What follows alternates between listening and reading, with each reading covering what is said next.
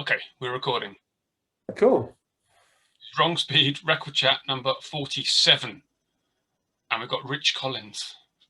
Hello, how are you? Good. Good to see you. How about yourself? Yeah, I'm all right, mate. I'm all right. Thanks, mate. I've got my family here. My son is playing Mario in the next room, and he might come in and ask me to beat the boss for him, which he frequently does. So sorry if that happens. It's a modern parenting issue that you're better at video games than your kids. And are you better at it than him? Yeah, slightly. He kind of does the levels, and I have to come in and beat the boss at the end so he can crack on with the next level. Yeah. I don't understand any of what you just said. The boss, end of level boss. Come on. It's a band. I know there's a band called End of Level Boss. That's all I know. Well, they've named themselves after an end of level boss on a video game. Right. This is going well. What is going on with the world? So tell me where you are. Tell us where you are, the people watching. Cardiff. Yeah, no, I moved to Cardiff 4 years ago now. I live really central, as a little area called Riverside. I come out of the house, and the Millennium Stadium almost towers over the house. So super central Cardiff. Yeah. Central Cardiff. When I first met you, you did not live in Cardiff. No, the usual. I had a good stint in London, about 11 years. The usual kind of happened.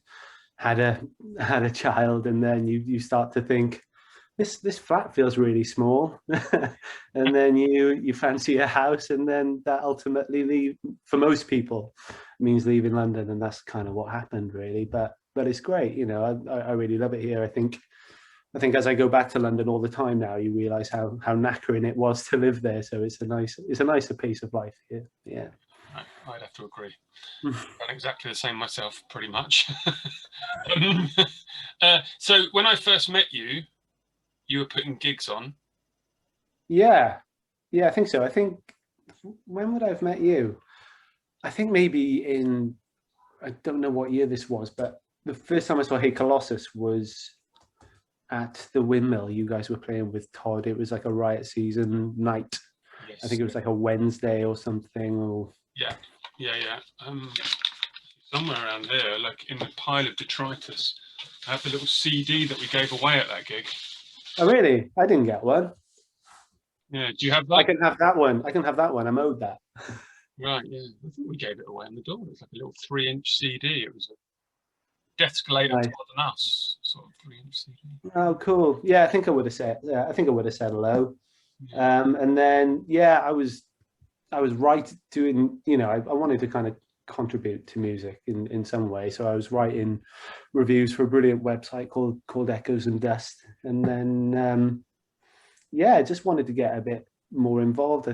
I was living in South London, not too much. Bits and pieces were happening in South London, but not too much. And I just thought it was a good opportunity to maybe start kind of putting on nights, really, for people to enjoy. And did the first one, and loads of people came, and just didn't have a reason to stop, really. They've always been pretty well attended, so I've always just kind of cracked on with it. Yeah. So that was that November 2013? Yeah, it was a long time ago now. Yeah. And it was Pale Horse? That's right, Pale Horse. They're not together anymore, but they are in a band. What are they called now? Remote Viewing. It's most of those guys. They're really great, as long as they don't cancel on you. No, they're really great. I was really looking forward. I haven't checked them out live yet. They were supposed to play the last Supernormal, but they sadly pulled out. But I think they're playing Desert Fest next year, which is amazing. So they're going. Meadows are still going, but they haven't released anything, and they only ever play when I put them on, which is every couple of years. And then the other two, who's that? Slow Plague, Long Gone, and Bong Goblin, Long Gone. Bong Goblin. Yeah, they were like 19-year-old kids, and they were really, really great. One of them is still doing bands around Cardiff now, but Yeah, no, good times really. I shouldn't laugh at the name. I know I shouldn't laugh at the name. It's not like our band's got a good name. It just makes those sort of names always make me chuckle. Yeah, it's like what combination of bong and something else hasn't been used yet, and then you just go with that one. Yeah. I think I saw the name Bong Drinker once, and I was like, yeah, I think we're out of names now on the bong side of things. Yeah. Yeah, well, quite. So Cosmic Carnage, right? That's what it's called. Yeah. But it wasn't just you on your own starting it. No, that's the thing. One of my really good mates, Lynn's, she was doing it with me. She had experience putting on gigs before. She was in Worcester, and the kind of punk scene, I think bands were good touring bands that you would have known at the time. I can't think of any right now. We're stopping off and playing Worcester, and she was kind of involved with that, so she kind of knew what she was doing. I had the enthusiasm and the powers to drink a shitload on the night and kind of get the crowd growing a bit. So it worked really well. And me and Linz did it together for maybe 4 or 5 years. She was working it was a dream to work in Formula One, and she got a really good job in Formula One, and that's what she was doing, but it wasn't quite what she had hoped for.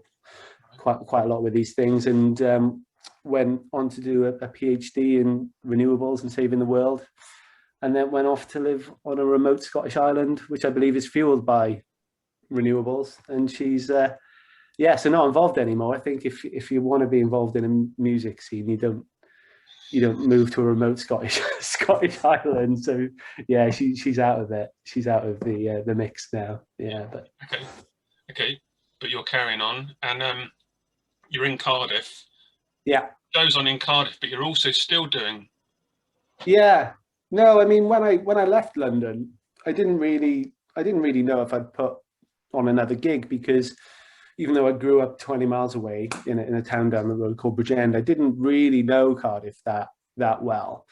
I knew a couple of people here, but I didn't really know any of the venues, any of the people, so I didn't know if I'd be able to kind of slot in that well. I didn't even really know what was happening, but Noel Gardner, who's like a local music legend, you obviously know Noel. Everyone knows Noel.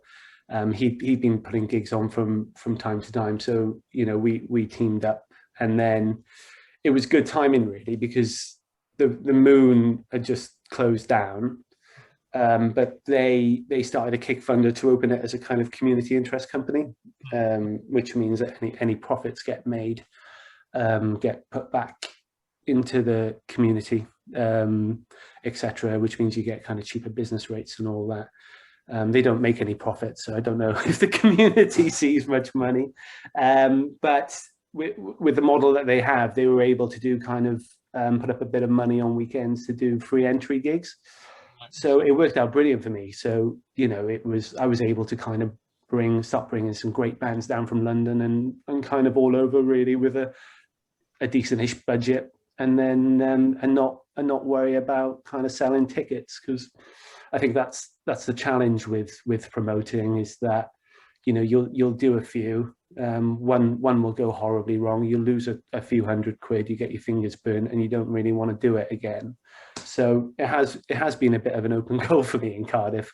Everyone always told me that you'll struggle in Cardiff to get people down, particularly on weeknights, but to be able to do free entry gigs on weekends has just been epic for Cardiff. I have done kind of paid entry gigs in Cardiff, which have gone really well, but yeah, no, I really kind of landed on my feet here. And the Moon, you've been there, it's kind of like where we kind of left off from London really. It's similar to the Windmill in so many ways, so it's been a joy. Yeah, I love the Moon. The Moon's great. Yeah, it's right opposite that Club Bark place, right? Club Bark. Yeah, no, that's an amazing venue. It's the bands that kind of come along and bring about maybe kind of 200 to 300 is perfect, and it's independently run as a charity somehow. But no, the venue upstairs is fantastic, and there's a little venue downstairs, and yeah, it's that whole strip really is where all the action happens in Cardiff. So it's well set up for kind of multi-venue festivals and all that kind of thing. And just it's got Wetherspoons in the middle, which is a bit strange, but Cardiff is a bit strange. Do you know what I mean? It's the there's no way I'm going to comment on what I think about Cardiff with you. But no, it's cool, and the Moon is a great venue, and the people there seem really nice. Yeah, and it's just cool. It's interesting just seeing what happens. Like, yeah, this is the way it's set up. The stage is there, and then you've got the walkway in down the side. So you can tell some people are just wandering in, and you can tell the people who are actually meant to be there are not, because people wander in and they kind of stop and look at the stage, and if it's a Cosmic Carnage gig, there's always something weird going on. It's quite hard for people who've never been exposed to it before to kind of digest. So they watch it for a second maybe, and even kind of go in and head towards the bar, and they're still watching it, and then they just go, no, just walk straight back up the ramp again. Yeah, I've seen that happen when we're playing with people that are supposed to be there. They're like, no. But like most photos of the band, like I know from playing it, but most photos of the bands that play at your nights normally have you in the front row. Yeah, that's the thing. Yeah, I normally and shouting abuse at the bands. Shouting abuse. I wouldn't say abuse, encouragement. I think, yeah, I mean, I've always tried to do about one a month, and being Welsh, I like to party, and so it would be my big night out every month, so I would not so much anymore. Through the pandemic, I've barely touched a drop at Cosmic Carnage. No, but no, I do like to have a few cans, enjoy, get people diving off the stage and all that kind of stuff, create a bit of atmosphere. It's hard to imagine now, isn't it? But I remember when you guys came down, I don't think it was last time because Tim still wasn't in the band, but you finished, and I don't think I put this one on, actually. No, I definitely didn't put this one on. You guys came down, played, and I was just so horrified that you didn't play Hot Grave. I ended up taking the mic, demanding that you started playing it. What's his name? Your drummer? Reese. Yeah, he was already outside having a fag. I had to go out, get him, put that fag down, you're playing Hot Grave. He was like, whoa, what the hell, man?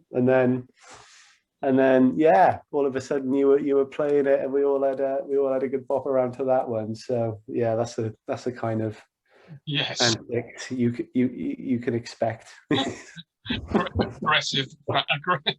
aggressive, really begrudgingly playing my favorite song, but yeah, no, it's a good job he did, because I think Tim left shortly after, and yeah, it wouldn't really work without his vocals. I mean, I'll do it for you next time if you're down. If you like, I'll give that a go. But yeah, noted. Okay. So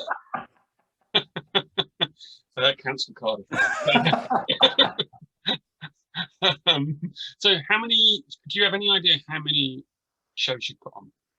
I didn't know that until I heard Simon's interview. Who, bit of context, he was a promoter in Newport. Many of his gigs I kind of went to, and I didn't know who he was. It was so interesting. I'd recommend everyone watches that one rather than this one. Amazing bands he's put on there. But so he put on 300, and I was like, oh, how many have I put on? So I went back and counted them. It was about 60. Just over, I think, and that didn't include any kind of events that we've been asked to kind of help kind of curate and stuff like that. That's kind of purely Cosmic Carnage gigs. So yeah, that's pretty good. I try to do one a month. I think just as we were going into the pandemic, it felt like we were going through a real golden age. We were a couple of weeks of having this insane power violence band called Friendship over from Japan, Cloud Rat over from LA to play Newport. We had Oozing Wound back over to play our headliner back in Brixton. So it really felt as if we were kind of flying on all cylinders, really. Even though I'd say all of it's been a golden age, it's never been dull. But you know, we were starting to get kind of consistently international bands and really, you know, paid entry ones, and really kind of that were selling well from the off, and we were really kind of confident that they were going to cover all the costs and everything. So I'm sure it would have been a lot more. I would have definitely done about one a month through this whole thing. So it's a shame, but doesn't feel like we're too far from starting again, really. No, fingers crossed. Eh? You say that you put the name of your, you know, the Cosmic Carnage name to other things, like you've helped curate stages. Like, what festivals have you helped out with? I said it like we did it all the time kind of thing, but it's only a handful. There was a festival in Cardiff called Red Sun Festival. I got in touch with, I saw it, and it was all kind of down Windmill Street, and it was all a lot of doom bands and stuff like that. And because it was in Cardiff and I'm Welsh, I just couldn't resist, really. I emailed them and said, you know, would you be interested in putting my name somewhere in the corner, and, you know, I could book a cool bunch of cheap London bands and kind of, you know, surprise and entertain everyone. One guy emailed me back, said thank you, but no. And then another guy who was doing it go, ignore that, yes. So who did I bring down for that? Like Death Pedals and Luminous Bodies, but they pulled out. Black Moon 38, Hag, Casual Nun. So it was great, really. Like the Death Pedal set in the middle of like a doom festival just went at the Moon, just went down so well. Like it was so hugely well received, and people kind of talk about that to this day. Like there's a lot of, well, when I say a lot, there's just this cluster of people who really like Death Pedals in Cardiff, which is really cool. Yeah. Well, it's good to mix the lineups up, right? I always say that. That's like one of the things that kind of works about with Cosmic Carnage, I think, because someone mentioned it to me before, and I never thought about it. They were like, in London, you've got so many kind of little niche scenes, and they said, well, I'm not saying Cosmic Carnage is the only, you know, night to do this, but they said what we do really well is kind of have a power violence band that normally just plays a New Cross opening with a psych band, with a this band, and you know, they just see stuff that they've never seen before, but really kind of enjoy, and those bands wouldn't have necessarily heard of each other or played with each other before. But I think the premise with Cosmic Carnage is that anything that just kind of makes you go, what the hell did I just watch? and it's got to be heavy to a degree, and you're in, really. So yeah, just mixing up the lineups, I think. And yeah, I mean, when Cosmic Carnage first died, like doom was just like such a massive thing. Like loads and loads of people were into it. Desert Fest just started. All the bands were starting to sound the same, really. Everyone was starting to sound like what are they called? That band inside I Hate God. Everyone just sounded like I Hate God. Yeah. I was going to say. But I think it's evolved now. It's really kind of moved on. Yeah.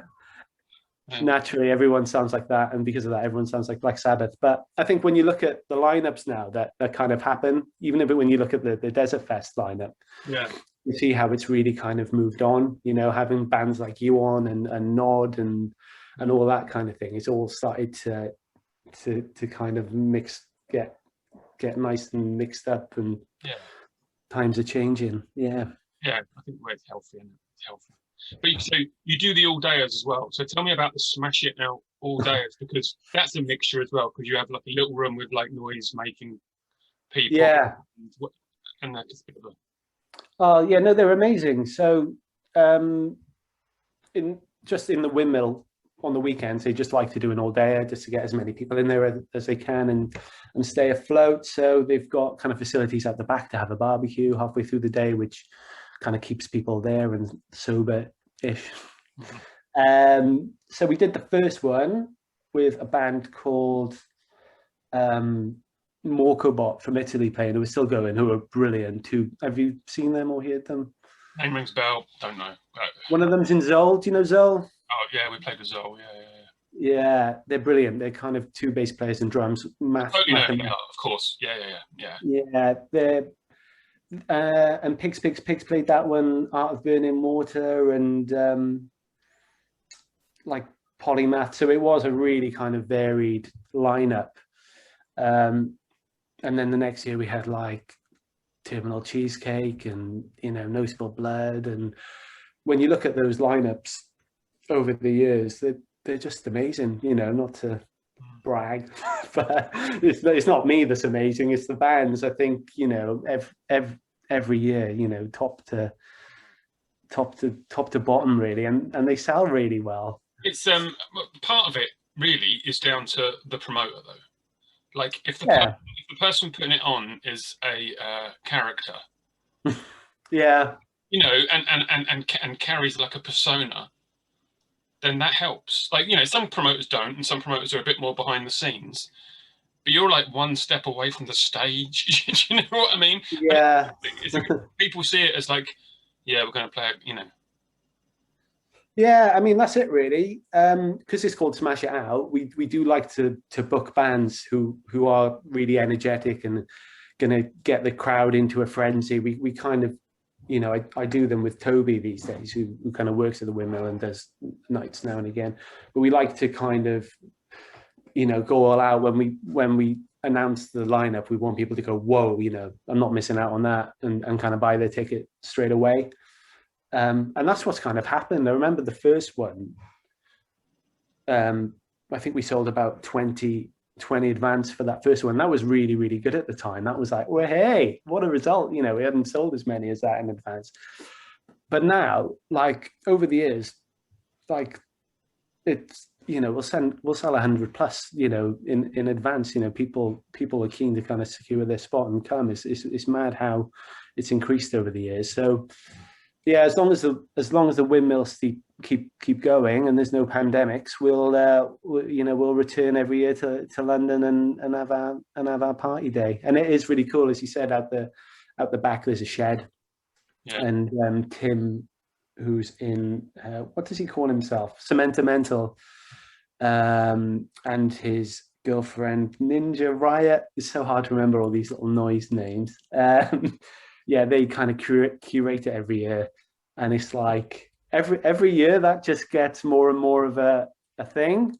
Like I remember one time there was like smoke and strobe in there, and everyone was having a hell of a time. It looked unbelievable in there, and it was almost kind of better taking all the attention from the main stage. But it's cool, you know. It just really works. It's really good fun. Yeah, I've been to some all days at the Windmill, and they are a total nightmare in a great way. Like some you come away from it thinking that you have been through the proper mixer, like some form of science fiction nightmare.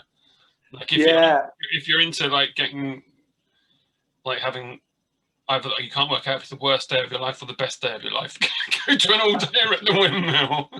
I know. Yeah, well, the first one I went to was unbelievable. I think Tim put it on. He was going to do a noise all day there, but I think there was another all day which got cancelled. So is this just quickly? Is this Tim Perry? No, sorry, Tim, the noise guy. Tim. Right. I've known him for 12 years. What's his name? Tim Drage. Okay. Yeah, he's the noise man who puts on the shed at our thing. So I think something got cancelled and he kind of took it on. But it was crazy, the lineup, looking back at it. It was like Drunken Hell headlined. They came on at about 3 a.m, maybe. And then it was Death Escalator, Gun Takes Tooth, Sly and the Family, Drone, Bad Guys. You know, household names now, looking back, like start to finish. Yeah. So tell me, like in terms of promoting then, who do you look at and think they're doing it right, they're influencing me, or, you know, who was it who got you into doing it? Okay, so you said that in a previous episode, only about 2 episodes ago, I spoke with Simon Phillips. Simon did gigs in Newport through the 80s and 90s and early 2000s. Yeah. You would be going to those. And as a youngster, it probably wouldn't have even occurred to you that there was a promoter. No. Or stop. It'd be like, bands are here, I don't care how it's happened, right? Yeah. playing, it doesn't occur to me.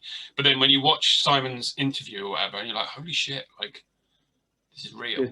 The work that went into it, yeah, and the organisation, and yeah. So for yourself, then in 2013, you think, okay, I'm going to start putting on gigs. You must have seen people and thought, okay, yeah, no, that person's nailing it. I'm going to do what they're doing. Well, the only other promoter I really would have known would have been Anthony, because I was going to his nights before. He had a night called God Don't Like It, and I went to a few of those to see Acid Mother Temple and a few other bands. And so he would be the one that I knew, but and also Canal, who does kind of Chaos Theory as well. He's a good mate of mine, and he gave me loads of advice going into it, just like yourself, really. He used to mentor me a bit back then. Don't know if you remember. But Anthony, obviously everyone knows Anthony. He does the Baba Yaga nights, and he before the pandemic he did so much, like a few gigs every week, and sometimes it would be quite similar size to kind of our stuff and similar bands. Sometimes it would be 5,000 capacity venues with some Japanese solo act I wouldn't have heard of. I don't know how he does it, to be honest with you. He's just, I don't know how he navigates that and does it, but he does it so well. So, and then sometimes bands kind of play our night and then they go off to play for Anthony, and they're kind of on his circuit then, and they get kind of more dollar and get play in front of bigger audiences and get more exposure and kick on as a band. And it's so sometimes I was like, oh, they've gone and left me for Anthony, but it's brilliant, really, because it's just like it's brilliant for them. And then just like with Simon stuff, like him putting on Butthole Surfers or Swans back in the day, I can say, oh, they played we had Pigs playing the Moon, and just a couple of years ago, and it's hard to even understand that now. It's what I wanted to say to you, because okay, so we'd planned to do this talk. Yeah, you watched the Simon talk, and you said, I don't want to do it anymore. Yeah. I don't talk anymore because I just watched his. And like, so you're obviously comparing yourself to a previous person, but you have to remember he was putting no effects on, and less than 100 people were turning up. Yeah. He put no effects on, less than 100 people turned up. There's probably those sort of stories, like the Swans didn't sell many. You saw the story. Swans turned out to be the biggest douchebags on the planet. Oh, they sounded horrendous, didn't they? That was the worst story I've ever heard. Yeah, hope you're watching Swans. They definitely do. They watch all of these. No. So he's putting bands in, and they're only getting 100 or so people. So it's the same. It's history is telling you that these bands are big. I only mentioned the bands that he did that were, got what you'd consider big. Yeah. If I'd mentioned like a little, when I was talking to him, if I'd have said, oh, and you also put on like Dog Bollock and the Whiskey Bucket. Like, not everyone would be like, who the hell are Dog, Yeah. So for you, it's like, oh yeah, you put on Pigs, or you put on, you put on bands that have gone on. That's how it works. So history looks back. History's not like something happening, Yeah. No, and so basically, I told you to shut the fuck up. Crack on with it. No, but I think it's just, it's great when they do kind of go off and just play to bigger audiences and have that exposure and go into the next part. So something else you do is those raffles. They're quite fun. Tell us about well, I was furloughed with the job that I had at the time, so I had nothing better to do, really. I was doing a few minutes of homeschooling in the morning. I got into cycling, so I felt like I could do something, and I kind of started asking around, asking bands and labels, and everyone put up prizes, so I just went for it, and I managed to raise four grand-ish for the independent venues. So that was brilliant, really. Yeah.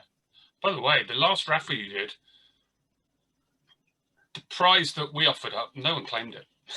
I know. Yeah, no, one of them they claimed. Yeah, but No, the record. Someone got the record, didn't they? There was another prize you did. Oh, maybe it did. Oh God, I can't remember. There was a bit of an issue, and they obviously realised they'd won a total dud of a prize, and said like, "We didn't want that shit." You'd have to be bonkers to turn down that Hey Colossus record, because no, I'm in love with it. But anyhow, that's what happened. So we can flip flop around on various subjects, but let's talk about records. Okay? Yes, cool. I send a list. You did. I'm going to work from top to bottom. Cool. Hit me with a record from your favourite record shop. My favourite record shop, I'm going to go for Spillers Records, just because it wouldn't be right if I didn't say Spillers. I actually saw you play in Spillers. Do you remember? Yeah. God, I tell you, when we played in Spillers, the guitarist and the Manic Street Preachers guy, what's his name? The guitarist singer. James Dean Bradfield. Yeah, as we're like finishing off, he just walked straight across the front, went up, bought something, and walked. Really? Yeah. No, I didn't even recognise him at all.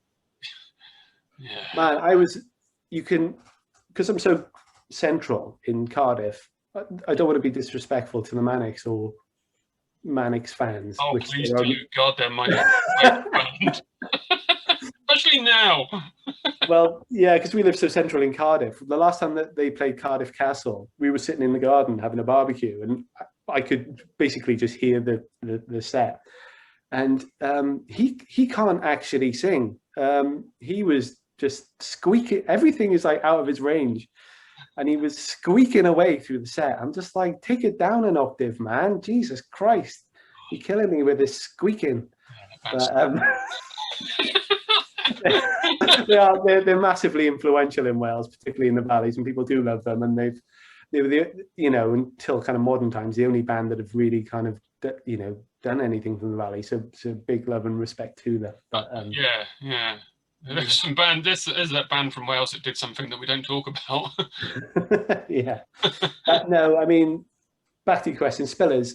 Yeah. When I was kind of growing up, and I was a bit of a loner in school, there was a few guys into rock music above me and below me, and I managed to get a band together in my year, but I was like properly into it, and I was reading Kerrang every week, and I was getting into bands like Queens of the Stone Age when I was 18, and off the back of that got into kind of stoner rock and stuff. And if I got the train to Cardiff and came to Spillers, it was like the first time I saw a record shop that had like speciality sections like stoner rock and punk rock. And even though Bridgend had a couple of good independent record shops, Spillers was the first time that I saw like, wow, I can't believe that they've got this, and it was really exciting. So the last record I bought from there was by The Body, which came out earlier this year, and I really like the Body. They're one of the most punishing. They're not for everyone. It's I was just whinging about James Dean Bradfield squeaking, but this guy kind of squeaks and croaks, but it just works for me. And I think they're amazing. So Spillers, apparently the oldest record shop in the world, and they're still selling records like this by The Body. So big love to them. Yeah. No, Spillers is a great one. The time we played there was memorable. I really enjoyed it. It was a great place. Yeah, it was quite funny that just normal people passing with their families and stopping to see what it was, and just being really confused about Hey Colossus and the music you were playing. I love in stores for that reason. If I ever watch another band doing in store, I like the contrast. Yeah, strip lighting normally or whatever, and a band and like the random people. I think it's a fascinating composition going on of people. Yeah, and they do well with those in-store ones. I think they, again, not quite my cup of tea, but Idols played there just before the pandemic. So well on them for doing it. I think they get all sorts of complaints by the other stores in that little arcade when they do it. But it's certainly worth it. But they're Spillers, and they've been there for over 100 years. Yeah, exactly. About them bollocks. Well, no, they did move. Yeah, they. Well, I was slightly late to see you because I went to their original location going, what the hell's going on? And that took some navigating. We just had to follow the drones. So tell me about record shops in Bridgend then. Yeah, so there was two record shops in Bridgend. There was one called the Jungle, which gave you your it wouldn't be accepted now, but give you your CDs or records in a bright green, an iconic bright green little plastic bag, so everyone knew that you'd been to Spillers. And it was great. It had a brilliant rock section. It was run by someone who really knew music.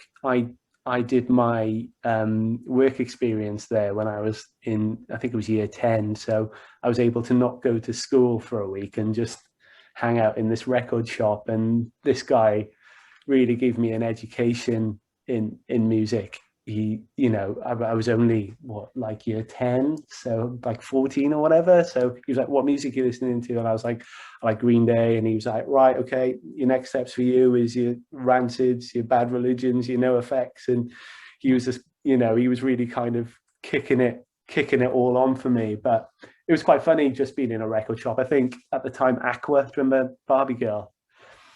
It wasn't that particular one, but Aqua were number one.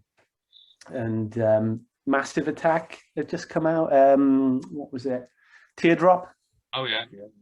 So a lot of people were coming in and buying Teardrop, and I remember this one guy came in and bought it, and then bought it back and complained, and said there was a crackle on it, and that's part of the record.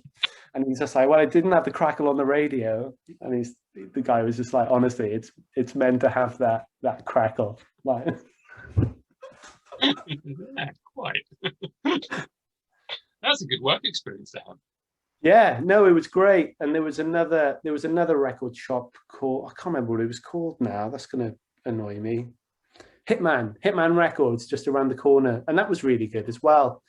Yeah, so Bridgend was all right growing up, and there was a regular jam night at a place called The Welcome. And bands, you can't really mention them now, but Lost Prophets would play there quite regularly. You can't really then you mention them. At the time, it was acceptable, but yeah, my band. I was in a band with my best mate Lyddon, who's always at the nights these days, and Smith, who lives in Australia now. But we were kind of the band that sounded like Green Day that were rubbish and would always open. So it was good, you were exposed to kind of live music every week, and there was a bunch of guys who were in the bands putting on stuff at the local football club, and we had bands like Earth Tone 9 play there. Do you remember Earth Tone 9? And yeah, and he came out completely naked, just covered in polystyrene, just standing there with his back to the stage in a local football club, which is quite strange. And who else played? I think Raging Speedhorn were down to play one Sunday night, and they just didn't turn up, and it was kind of before mobile phones and whatever, so we were all just waiting for Raging Speedhorn, and they just never showed up. What was the name of your band? Oh God, we had a few names. Mainly, what were we mainly called? Jefferson. We kept changing our name. We couldn't stick to one. We kept on coming up with really silly names. We weren't, honestly, like, we used to play that jam night every week, and then we got booked once in our life to play another gig, and that was in a place called the Duke in Neath, which I think is still there. And we turned up, and there was no one there, like not a single person, and we played in front of the sound man, and the only person who was there at the end was my mum when she came to pick us up. So that that was the history of our band. We played like a local battle of the bands and got to the final just because there was a bunch of like full-on metal that the judges didn't really like, and we got to the final and got to play with well, it's Bullet for My Valentine now, but they were called Jeff Kill John at the time, so that was quite good. We had a good laugh doing it. We recorded a demo, and we've got like an iconic song that kind of people know and make fun of me about. But yeah, no. When I say a band, we were terrible. Yeah. What's this song called? If you're leaving, take me with you. It's like total like Green Day. It all sounds like Green Day. Yeah, they were my gateway band into kind of heaviness. Yeah. Oh, while we're here then, while we're talking about those sort of bands, tell me about this band and why I obviously we're friends online and I see everyone go on about them and your reaction is always that I think there was just a time where like Dave Grohl was just like constantly in the press, you know, broke his leg and carried on playing, drank a quart of beer, and you know, and then that town in Italy played one of their songs, the whole town, and they came and played, and you just couldn't really escape him. So I just started kind of being quite negative about them, because ultimately their music, you know, the first two albums are okay. Do you know what I mean? When you're growing up and listening to that music, it's perfect, really. It's nothing, you know, they're kind of solid rock albums, but everything then has been a pile of shite, and a lot of people genuinely believe they are the best band in the world, which I just think and is ridiculous. It's absolutely ridiculous. And if you just scratch below the surface a bit more, you know, you can find much better bands than the Foo Fighters. Do you know what I mean? So what you're saying is the Foo Fighters are your Manic Street Preachers. My like Manic Street Preachers for me. Oh really? Yeah. Just like so lumpy and lame. Like they had an all right song early on, like Motown Junk was all right at the time. Yeah. It came out and said, "Oh, we're going to do one album. We're going to split up. It's going to be a cross between Appetite for Destruction and Public Enemy," and they're just plodding on. Yeah. They probably should have called it a day by now. But I think as long as they're selling 30,000 tickets in South Wales, they won't. Yeah. Jealous. So a record with memories. A record with memories. I can't remember specifically what I put down for this one, but I think this one's quite interesting. I won't say the name out loud. I don't know how they pronounce it. Kunt. It's the guys from Pigs' other band. Basically, the first time Pigs played the Windmill, though it was when we kind of first started. I think it was our third gig. He wore this kind of caftan on stage, Matt, and it went missing that night, sadly, and it was very dear to them. I think it was one of their parents that had been around since the hippie movement in the 70s. So I had to fight quite hard to get that caftan back, or wherever it was, but I managed to get hold of it and send it back to him. So I did a good deed there, and I didn't even know about Matt's label or this band. But Matt sent me this to say thank you, and it's just an unbelievable record. Have you listened much to these guys? I know them. I can't pretend to have listened to it great. I think they played with you actually the first time you played with the Windmill. Yeah, it's just ferocious. It's absolutely ferocious. So yeah, I'm massively grateful for this record, and yeah, just kind of when I look at it, just reminds me of the time I found that caftan and just ended up with a lovely record for my trouble. Well, I spoke to Matt, so Matt's a previous episode. Yeah, I watched that one. Yeah, talks about the caftan. Yeah, it was a really cool thing. I think they should bring it back. But he's just down to shorts now. He just wears shorts. I know. I wish I had that confidence. You look all right. Yeah, these days I'm a bit leaner than what I was, but yeah. Okay, hit me with a bargain find. A bargain find. I haven't really got a bargain find, but I've, Tad. Oh yeah. I found this in Rat Records in Camberwell for £3. I've got that T-shirt. Yeah. Oh, nice. In fact, Yeah. that's the Wood Goblin 12-inch. I love it. Yeah. And look, it's still got the price on it, £3. So no, Rat Records again in Camberwell. I used to live in Camberwell and used to pop down from time to time. So it was a little. Didn't have too much stuff that I was interested, but we'd always have one or two that was quite interesting. So, and it's still going. Go check it out. Yeah, I was in. You know what? When Lisa's in hospital for a few weeks, like a year and a half ago now, and she was having a transplant. She was in the hospital there, like Denmark Hill, essentially, for Camberwell. So I stayed in Camberwell for 2 or 3 weeks just on my own. I went to Rat Records every single day. Oh, really? Yeah, like because I was right there, so I'd always pop in. The stock changed every day. Oh, really? Magical, yeah. Like it was very. Oh, nice. But in the time that I was there, I watched, I think, 3 people come in, grab something, and run down the road with it. What, nicking it? Yeah, and each time the people would hop over the counter, and just charge after these people around Camberwell. With the records wouldn't be in the sleeves though. They didn't care. It's a lively little shop.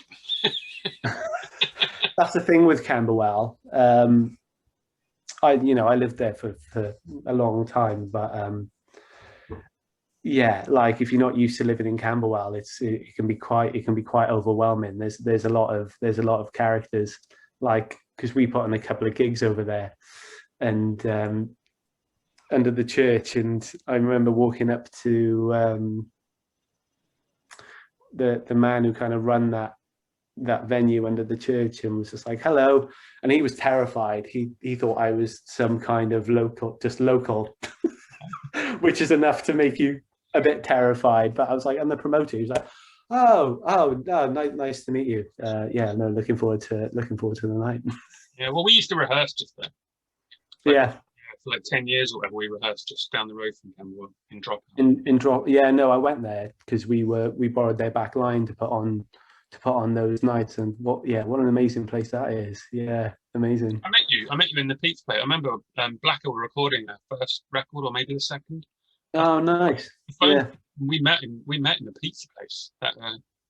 Oh, right, yeah, I think I remember. Yeah, I can't remember why we met up, but there must have been a reason.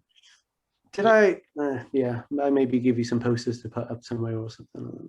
Yeah, probably. Yeah. So this subject is a record bought on tour. You can treat it however the hell you want to treat it. Of course. Yeah, well, obviously I've never been on tour. My band didn't quite get. Jefferson didn't tour. Jefferson played Neath. Oh, yeah, we played Neath.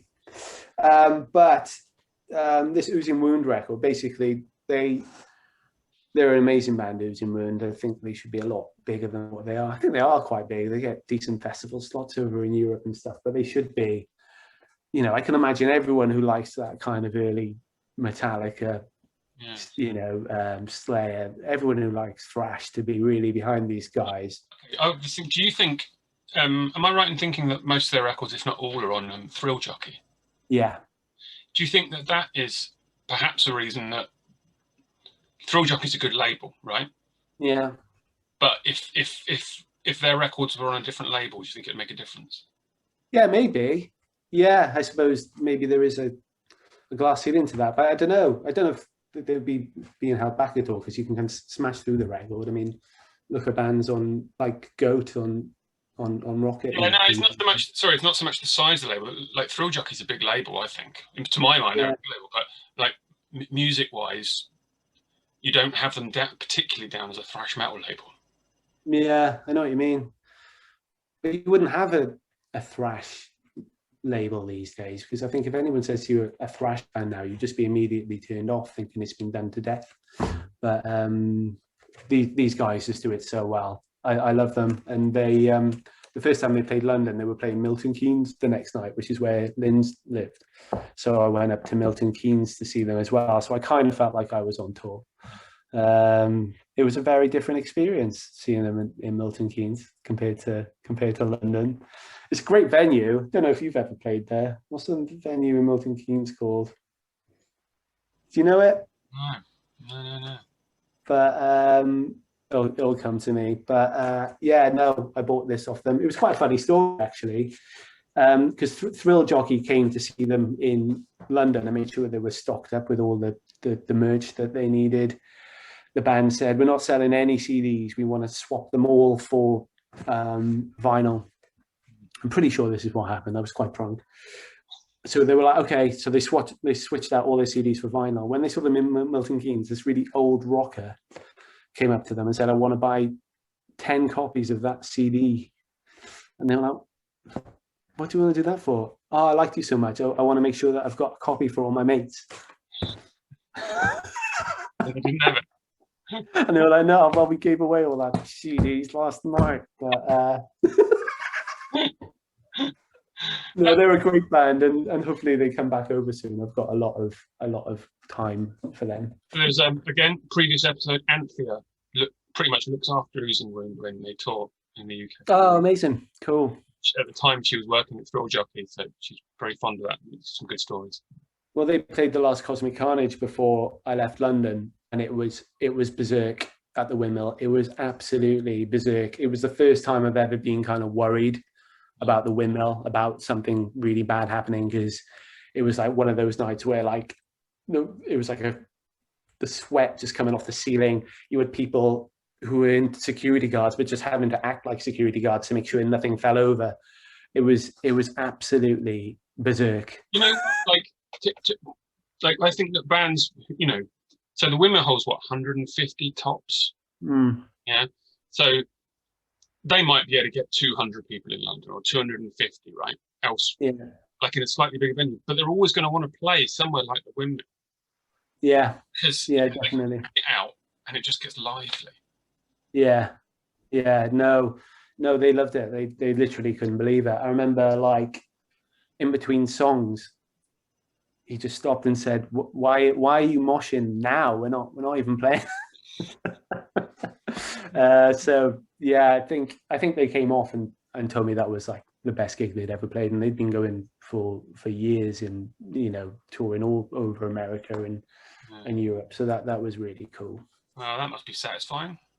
Yeah, no, yeah, and it was mad. It was hard. It's hard, you know. And I was leaving London, and I didn't know if I'd do another one, but I felt like I was leaving it at a really good place if I did.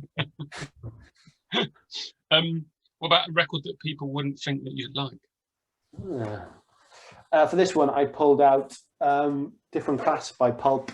I really like Pulp. I used to listen to them kind of when this came out and when Common People came out. And the one they did before this one, His and Hers, and the one they did after this is Hardcore. That not everything they've done has been brilliant. The old stuff sounds like kind of a Smiths tribute band and it's quite boring, but they really hit a golden patch, I feel. I think when people always argue about who's better, Oasis or Blur, I think the answer is Pulp, because I think every song on this album is amazing. And you know, looking back at old Reading Festival lineups, I got into the more rocky stuff and I didn't go and see Pulp, and I'm just like, what the hell was I doing? I should have been there. You know, I was probably watching like Alien Ant Farm or something, you know.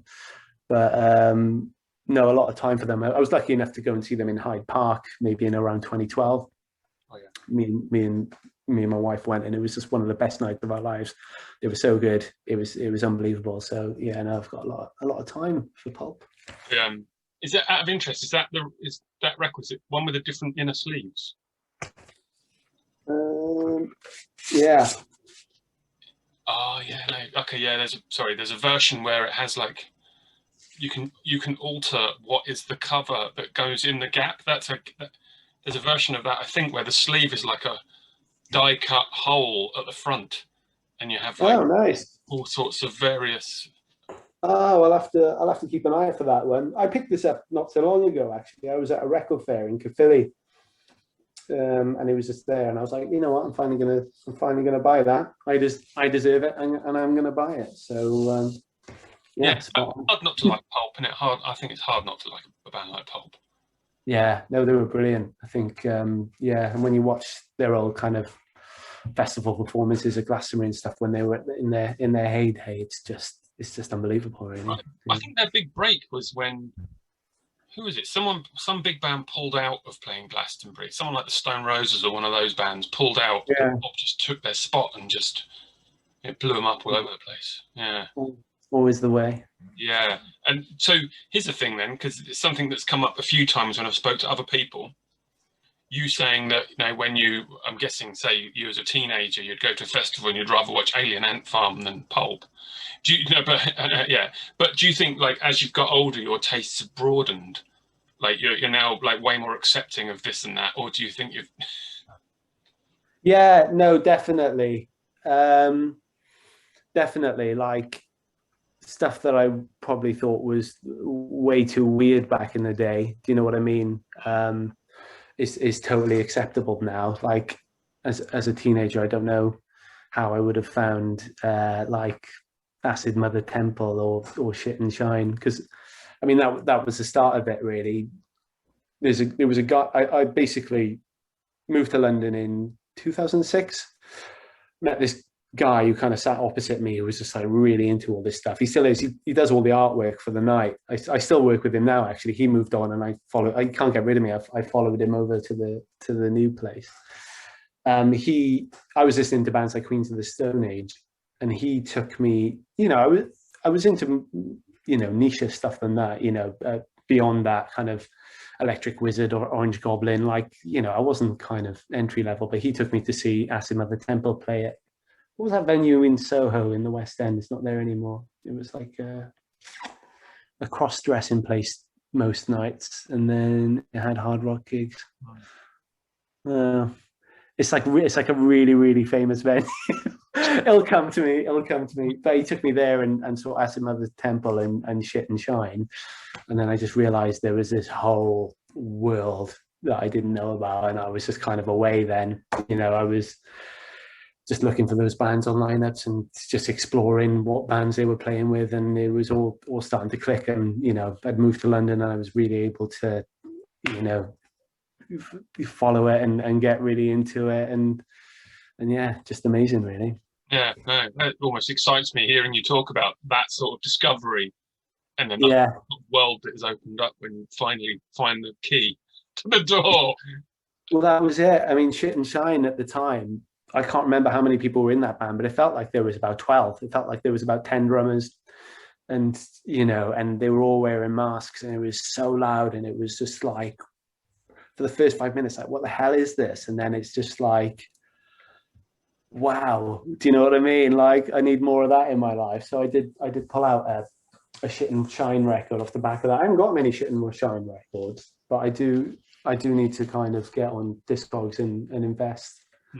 But no, that was amazing. And off the back of that, I saw Todd at where did I see Todd? At Corsica Studios supporting Grails, and they were just mad. Like, the singer came out and he was just, couldn't get away with that kind of behavior now, but he had his.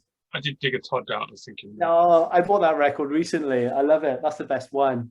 Yeah. No, I love Todd. Don't tell End It Right season that this is the best one. This is the one on top. That's a beautiful record. No, but no, the one on Riot Season, Big Ripper. That's an unbelievable record. That was what they were playing when the first time that I saw them, and it was crazy. And this guy came with me who was just like not into it at all. He was just from my wife's work, who just happened to be out for a few beers. I was like, I'm going to a gig. He's like, oh, I'll come with you. And he kind of ended up with a mic, you know, just shouting in the mic when the band were playing.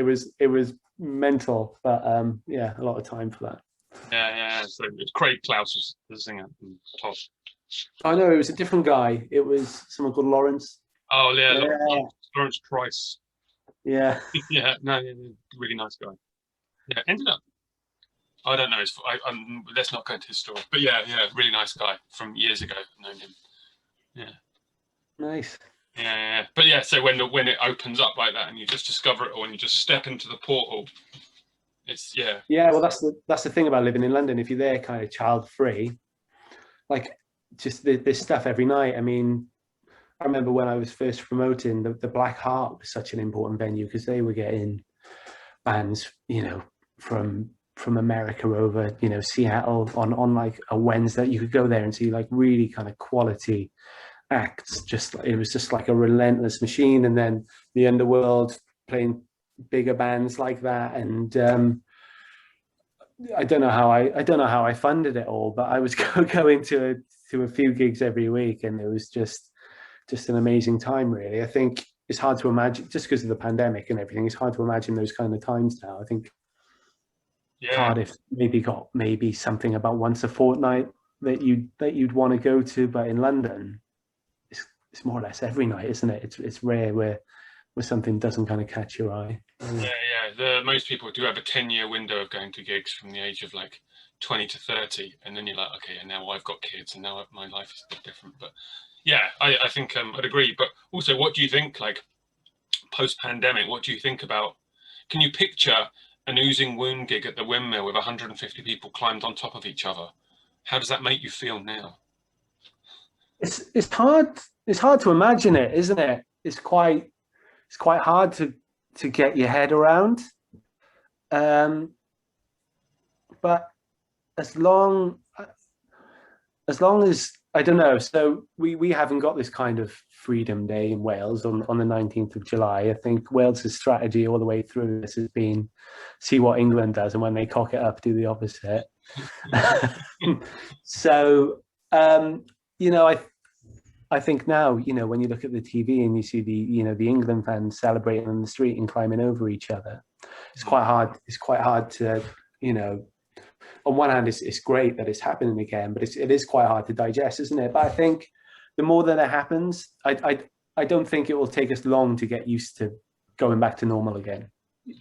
It's not, if people start kind of getting together and touching each other, and hospital admissions aren't going up, I really don't think it will take us too long to get back to normal and what we know and love. But I don't know. I think the first few months will be strange, but beyond that, I think, I might be a dreamer, but I'm at the Smash Hour there in September. I'm hoping for crowd surfing and people not to be weirded out and buy it. Do you know what I mean? Yeah. Well, you're putting on the first ever. I am. I can't wait for that. I was so chuffed when Reese said yes to that. So I hope he knows about it and is rehearsing, and he's got it in his mind. He is rehearsing. He told me he's been texting me. He's been texting. Oh, cool. Because I kind of asked him, and he went, "Yeah," and that's been it, really. Yeah. But this episode is going to go out on Saturday. Today's the 6th, so whatever Saturday is. But in 8 days' time, so 3 days after this video goes live, I'll flash it up quickly. Oh wow, tape 2, nice. It's awesome. It's like an early Hey Colossus, isn't it, with shorter songs and a bit more modern. But no, I love it. It's really I love it. There's 50 of them. They're going to go real quick, and they're awesome. It's got I've got all these tapes lying around that I've just kind of bought, and I haven't got a tape player. Have you got a tape player? Yeah, of course I have. I'm 100 years old.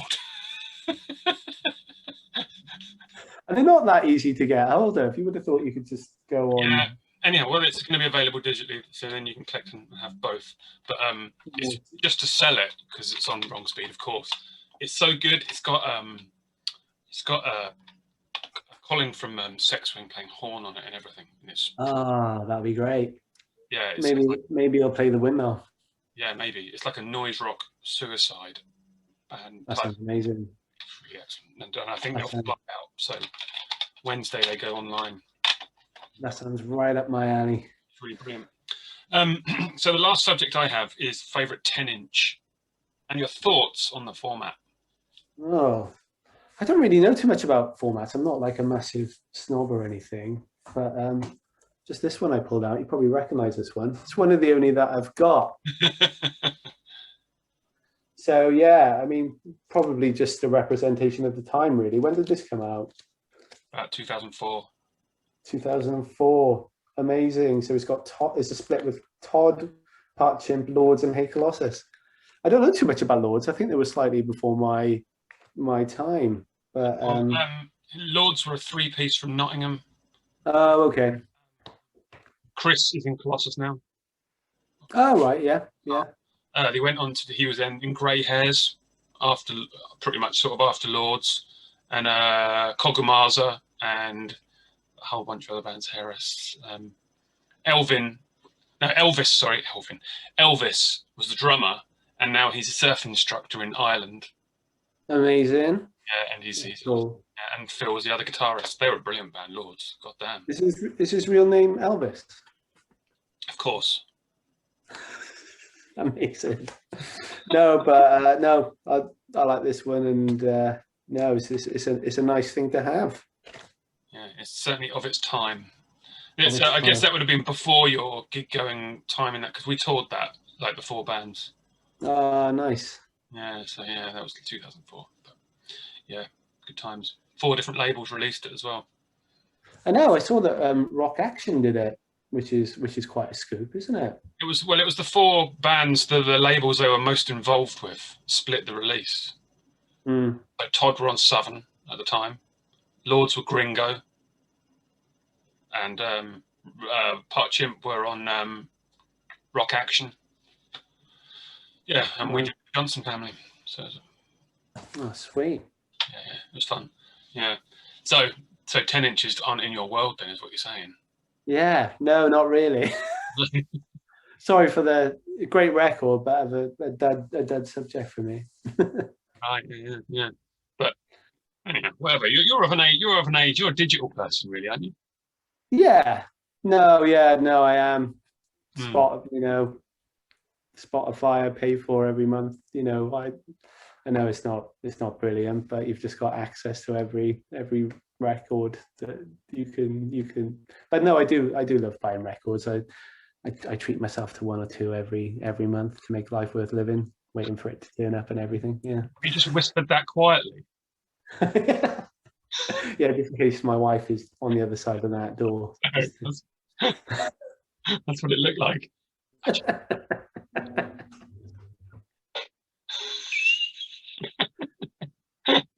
So, what plans for Cosmic Carnage? When is the Smash It Out festival?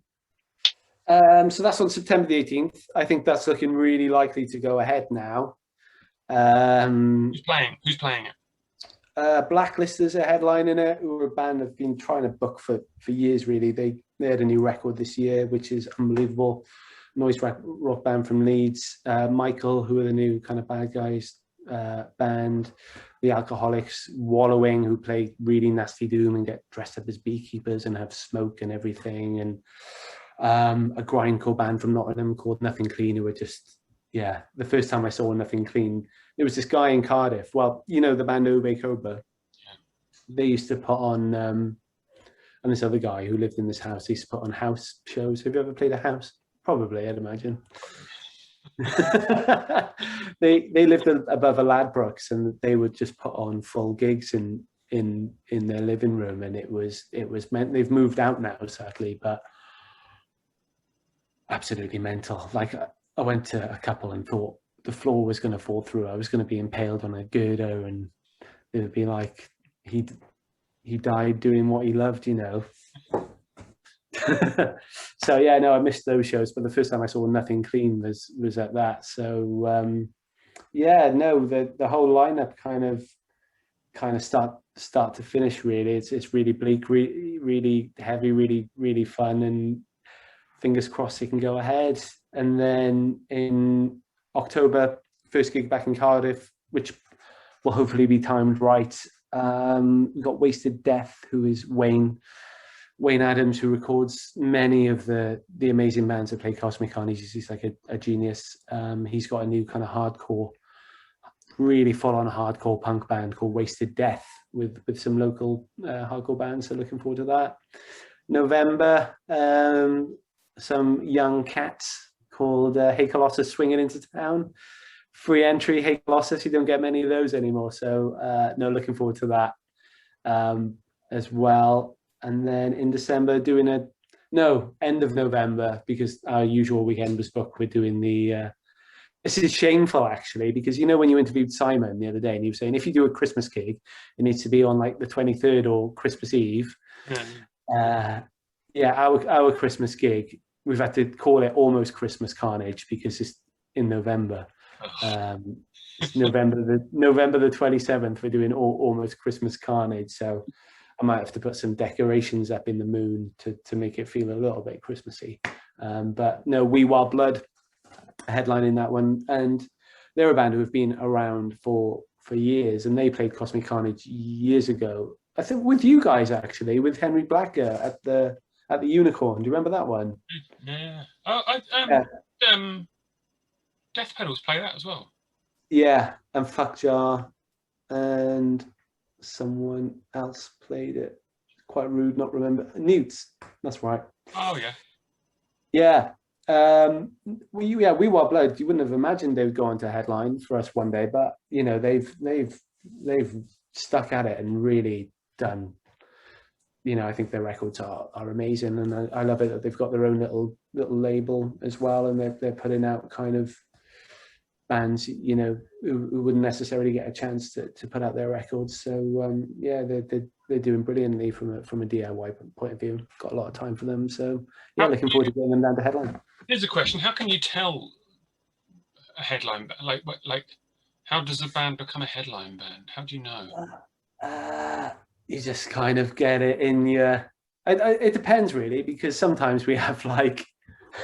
It's not really a big deal headlining Cosmic Carnage, it's just. Why not? Yeah. No, it's not. It's just a few people in a room getting drunk. I put on.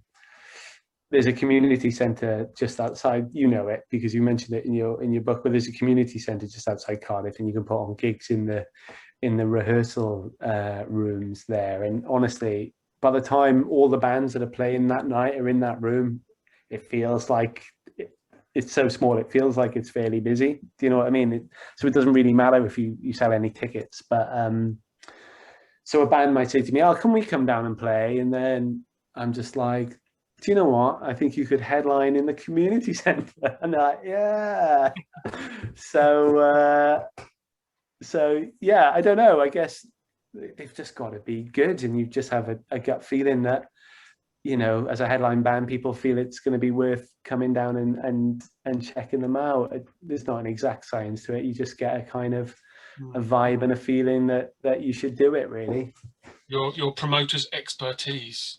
Yeah, that kind of, I hate to use the phrase, but X factor. Do you know what I mean? That little, what does Spinal Tap say? That little push to go over the cliff.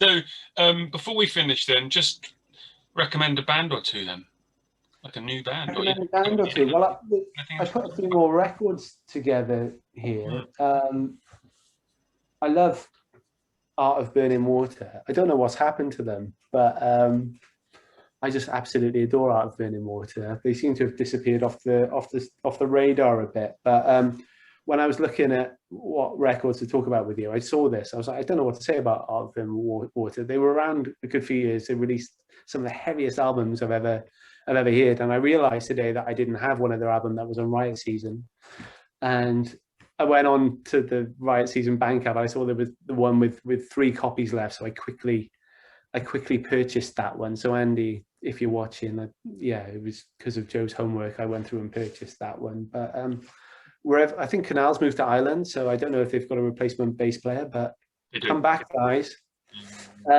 Bismuth. I've just got a lot of time for Bismuth, particularly this record. I know. Tanya, I feel really lucky to have put them on a couple of times. They're just so intense. And I think before the pandemic, they were really starting to get a bit of momentum as a band. I know they were, I might be wrong about this, but I think they were playing Roadburn twice in a row, which is... Yeah, I spoke to her. She's in a previous episode. And she was... Yeah. That is exactly what happened, yeah. Yeah, you know, to be asked to play Robin twice in a row is unheard of. But you can see why, because they're just so powerful and intense as a band. And you know, Tanya's this record's called "The Slow Dying of the Great Barrier Reef," and Tanya's a big environmentalist, so I think she lays it all out on this record. I've got no idea what she's saying, but I think it's just like a soundtrack for the end of the world. And yeah, no, I love it, and I've got a lot of time for them. McCluskey, I've got to talk about them.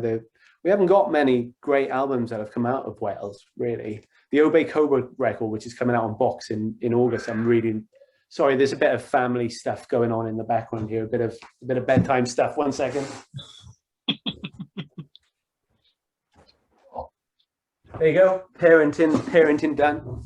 But no, Matt Ridout from Casual Nun actually sold me this record.